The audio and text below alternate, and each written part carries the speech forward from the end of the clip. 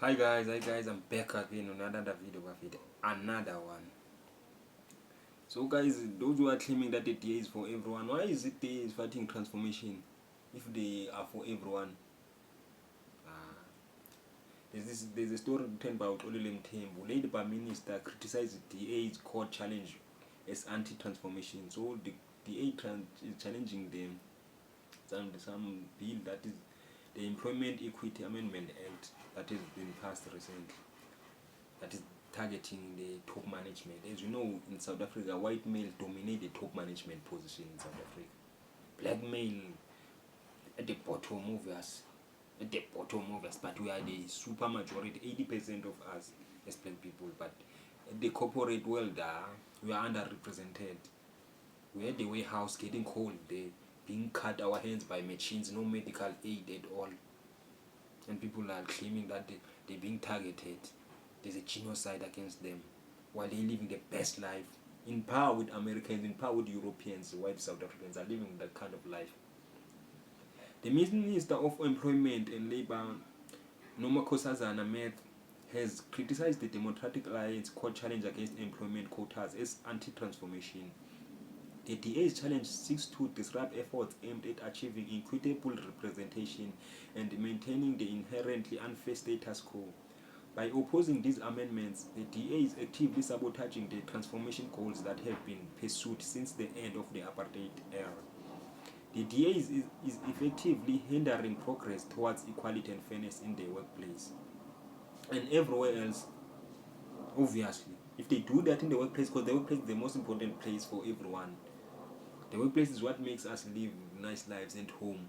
So what makes us happy. You cannot be happy if you are unemployed, guys. You cannot be happy.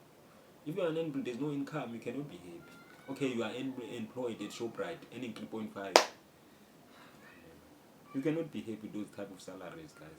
But you just move on, like hoping there will be better days. But if there are things like this, over the age, they saying these people deserve to work in menial job, they deserve to work at Shoprite, they deserve to work then these things will just break you. The DA challenge seeks to disrupt efforts aimed at achieving equitable representation and maintaining the inherently unfair status quo. By opposing this amendment, the DA is actively sabotaging the reform goal that has been pursued since the end of the apartheid era. The DA is effectively hindering progress towards equality and fairness in the workplace. This stance is not only anti-transformation, but also a step backwards in the fight for equality and fairness in the workplace. This action undermines progress made since 1994, perpetuates the unequal status quo. We made a little progress, my sister, since 1994. Yeah, you had great policies, you had great everything, but you focus on stealing the man instead of implementing these policies. So you were a wasted opportunity, as they say.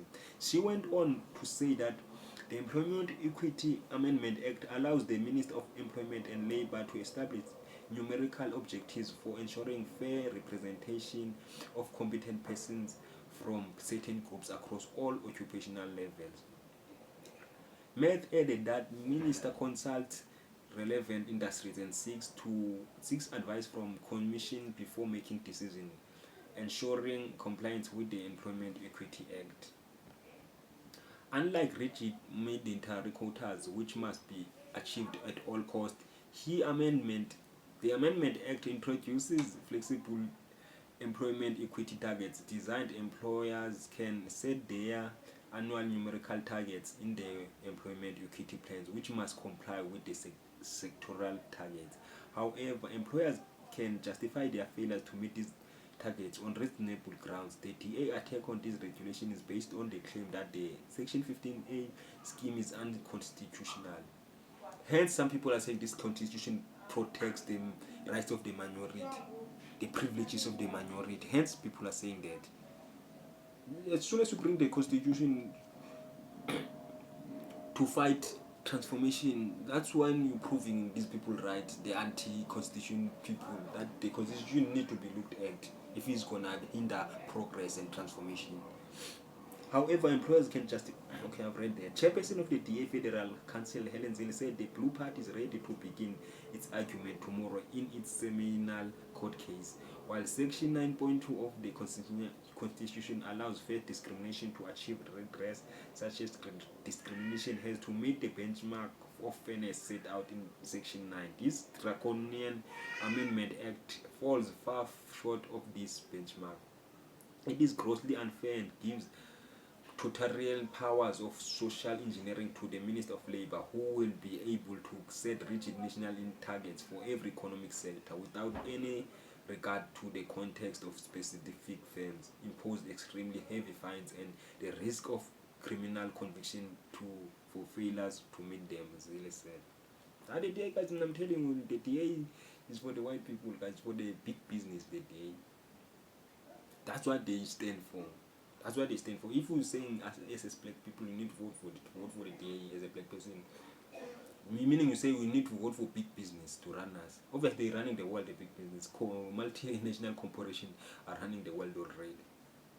But they need government to regulate them. So we need a strong government, not the ANC government, but a strong government to regulate these businesses. Otherwise, guys, this is your boy Sim Tembele. This is Mzansi Political Channel. I'll see you on the next video of it.